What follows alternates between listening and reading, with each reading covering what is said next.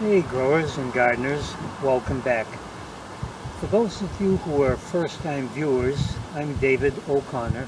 I'm the Controlled Environment Agriculture Science Consultant for the 10 Blue Seal stores throughout New England, and I act as an independent consultant to both the food production and medicinal markets throughout the country.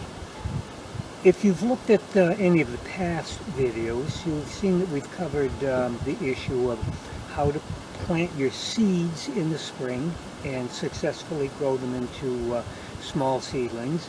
Then we did a segment on nutrients and fertilizers, both for your garden, in-ground garden, and for containers.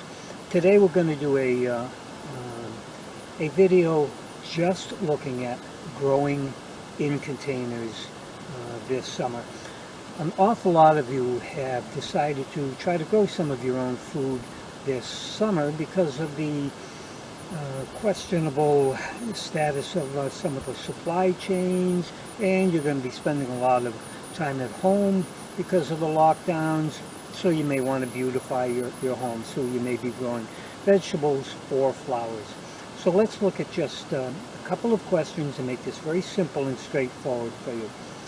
People ask, why would you want to plant into containers instead of into the garden?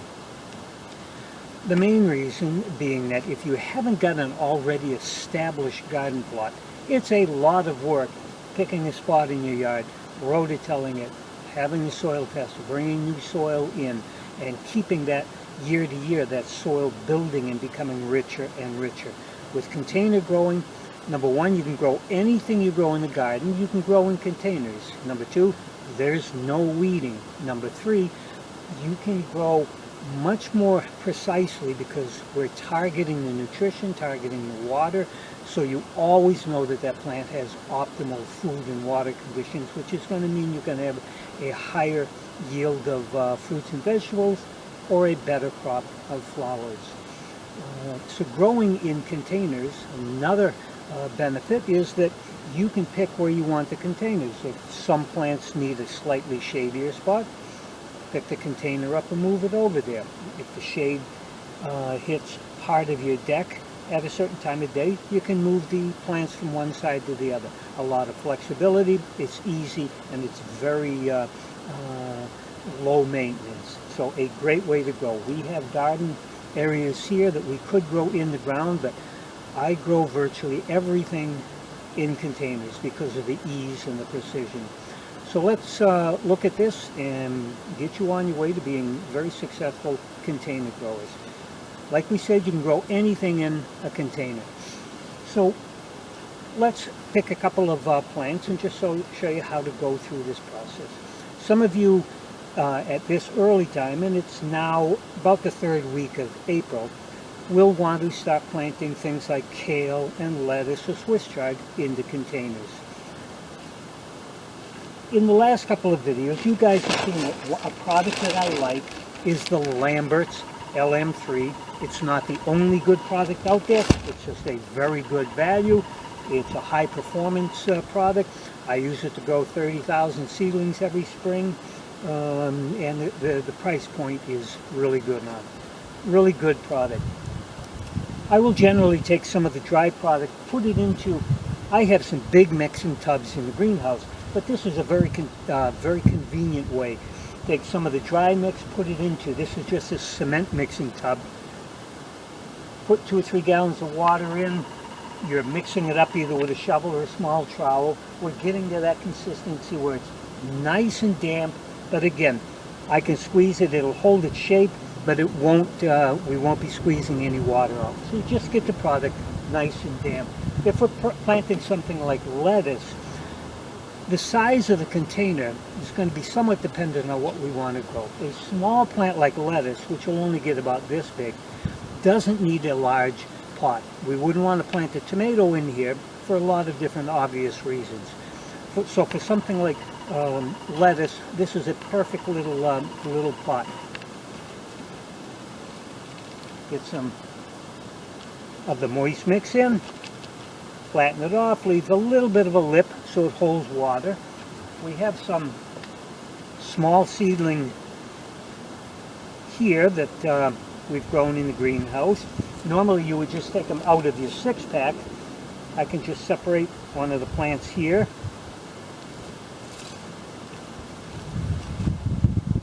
I will just make a hole, set the plant, just firm down around it a little bit. You're not pinching the stem, you're just pushing the soil down around the lettuce plant. And in a pot like this, I'd put 2 or potentially even 3, because you're just going to be picking the leaves. It's that simple.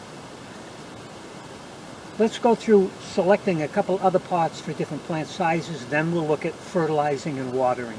But very simple. Lettuces, chards, everything's about the same. You make a hole so that you take the plant and set it into the hole, close the soil around it, and just firm the soil around the plant. And then when you water, that will set the soil around the plant better. A thing that we mentioned in one of the last videos, and that I will re-emphasize, is we do not want you going over to your garden, digging out a shovel full of garden soil, putting it into the container, because as we said before, garden soil is a total environment of its own. You have the bugs, you have mycorrhiza, you have fungi, worms, centipedes that all aerate, they bring nutrients up. It's made to function as a complete system. When you take your garden soil out and put it into a pot, you've basically shut that system off, and because the particles in garden soil are actually much smaller, as you water, that soil will compress, and you start losing aeration, you start losing friability, and the plant will generally perform very poorly. So do not go out and shovel garden soil into your containers. Use a commercial mix. For plants like herbs, peppers, smaller plants that may get about this size, this would be about the minimum size pot that I would use. This is a 1200. It's probably about a 2-gallon pot. You can use anything. I find most of my pots are on the side of the road. People give them to me. If it's got drainage in it and it'll hold soil, you can use it as a container. If we were going to pot up flowers in here, let's go ahead and pot some up and show you how simple this is. Again, I would take some of my mix, fill the pot,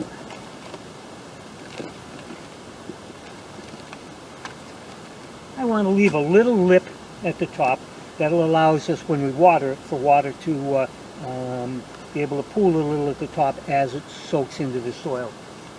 These plants, for those of you who have watched earlier videos, these are some of the petunias that we seeded in the first videos, and these were grown in the light chambers, under the lights, at the level that we showed you in the first video. So they're already at the blooming stage. They've been fed at about 150 to 200 parts per million nitrogen, which we totally explained in the previous series on plant nutrients. So these are ready to be planted up.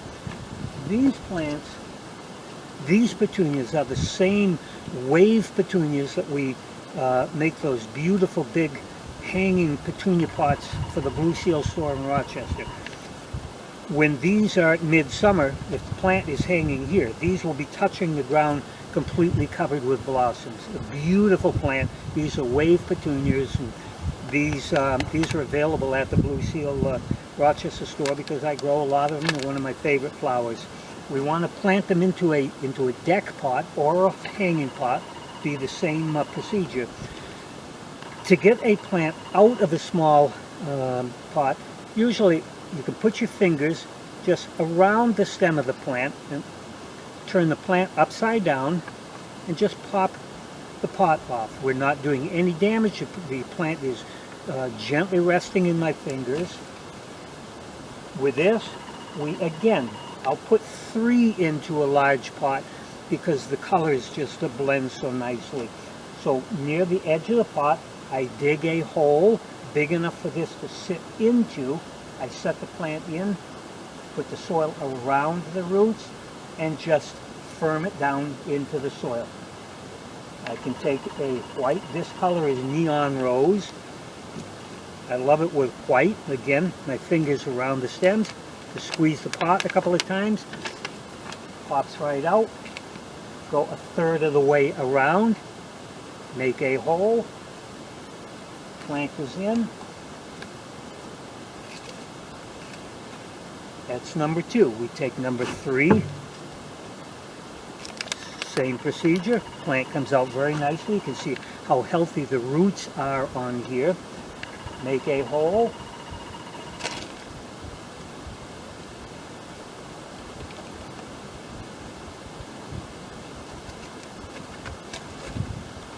In a couple of weeks, with some sun and the proper feeding, this will be hanging all over the pot, covered with flowers, and just continue to do so through the summer.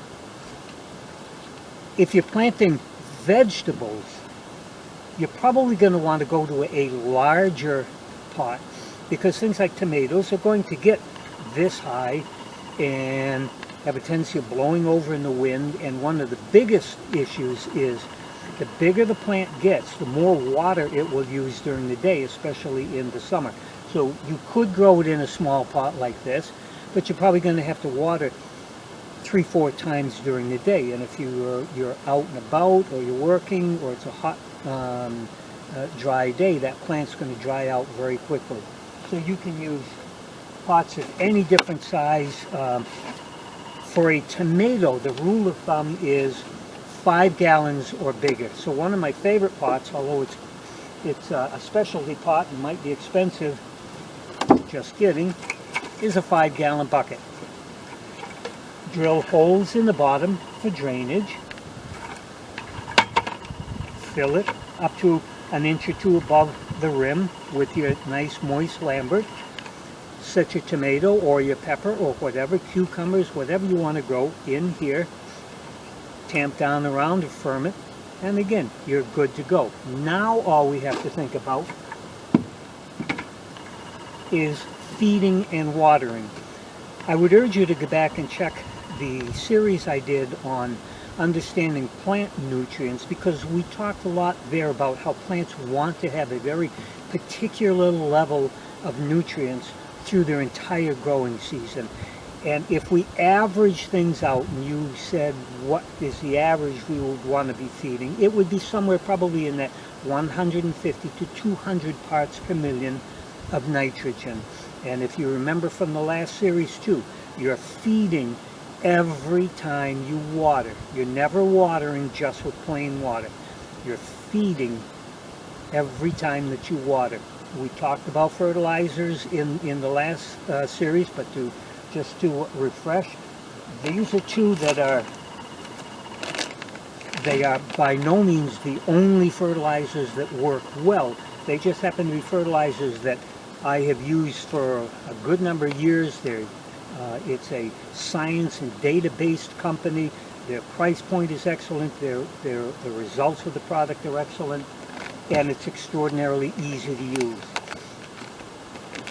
If you're using this 15520, all you have to do is use this at a rate of 1 teaspoon per gallon of water. That's 1 teaspoon per gallon of water, and you'll be at a nitrogen level in that 150, 175 parts per million. With a 15520, if you're at a level 1, you're going to be close to that 180 to 200 parts per million actually with the 15520. The 103020, which is another widely used product of there, you're going to be somewhere around the 1.5 teaspoons per gallon. You can be off a little bit, and you're still going to be somewhere in that 150 to 200 parts per million, which averages out well for virtually anything that you're growing. So with either one of these products, a teaspoon, teaspoon and a quarter, teaspoon and a half per gallon is going to have you right on the mark of where you want to be. And that's every time you water. Every time you water. For those of you who want to go with organic product, this again is a great product, just the Neptunes. They have 2 or 3 different configurations. Their plain fish and seaweed is an excellent choice, and it may be a tiny bit cheaper than the rose and flower. And with this particular product, you're going to be somewhere in the tablespoon to tablespoon and a half per gallon when you water. Tablespoon will give you around 100 parts per million of nitrogen. Tablespoon and a half, again, will be somewhere in that 140, 150 parts per million. The organics operate or function a little bit differently in the soil, but you're still going to be in that 150 parts per million range. So tablespoon to tablespoon and a half per gallon if you're going with an organic. The last thing we'll cover is, how do you water? This is a question that a lot of people have. You would think that the answer would be very simple. You water when the plants are dry. But years of research has shown us that you do not want to let a plant completely dry out. The only way a plant can take up nutrients, and therefore take water and nutrients to grow and produce fruits, vegetables, and flowers, is if the soil is moist and that the roots can be in contact with that moisture. On one end of the scale, if we water this and it's so full of water it's running out the bottom, that's the saturation point. On the other end, we would have when this is completely dry with no water in it at all. We know that you want to be at the low point somewhere around 25 to 30% of that saturation point. So you never want this pot to dry completely out. And the rule of thumb that I'll tell people is water so that water's running out the bottom. Feel how heavy it is, and feel how heavy a pot is with the dry mix. You want to be somewhere in that 25-30% of the lightweight at a low end, and water when you're at about that 30% of saturation. So the plant always wants to be moist. And how do you water? Anytime you water, I don't care what it is, flowers, vegetables, medicinals, you always want to water so that about 15 to 20% of the water you put in the top actually drains out the bottom. And the reason you're doing that is so that you don't get a buildup of salts and fertilizers in the soil. If you just put in enough, say 2 or 3 cups in here of fertilizer, because you're not saturating the whole soil, you'll have a moist root ball, but not all the roots will have access to those nutrients. If you put a cup or 2 in, the next time you water, you're going to get a ball of higher nutrient salts that can actually shut the ability of the roots down, so that you then cause some pretty severe damage to the plant. By always watering with enough water, that water and fertilizer that 15 to 20% actually flows out the bottom, you will flush out any of those nutrient salts that have been potentially building up, and always keep the level of nutrients in the soil at the proper level. So that's as simple as it is. Anything that you grow in the garden, you can grow in a container. Choose a container, and remember, when you're putting your plants in now, when the plants are this big and you say, boy, I don't need a pot that big, remember what that plant's going to look like in August. The smaller the pot, the more you may have to water in the summer. So if it's a tomato, a cucumber, a big pepper plant, choose a pot size that is probably minimum 5 gallons, a 7 to 10 gallon pot. You can use hard-sided pots, buckets. You can use the soft cloth pots. Those work by aerating the roots. They're a great pot to use. So if it holds soil, it's got drainage, you can use it. Something like a Lambert's LM3, great mix. Don't use garden soil. Choose a fertilizer like Ajax that is very precise, and feed every time you water. If you have any questions, as usual, you can get in touch with me either through the Blue Seals or through the videos here. Again, I'm not a geek, so it may take a bit of time for me to figure out how to get back to you. So until the next video, you guys stay safe, be good to each other, excuse me, and remember, you need to know what your plants need to grow.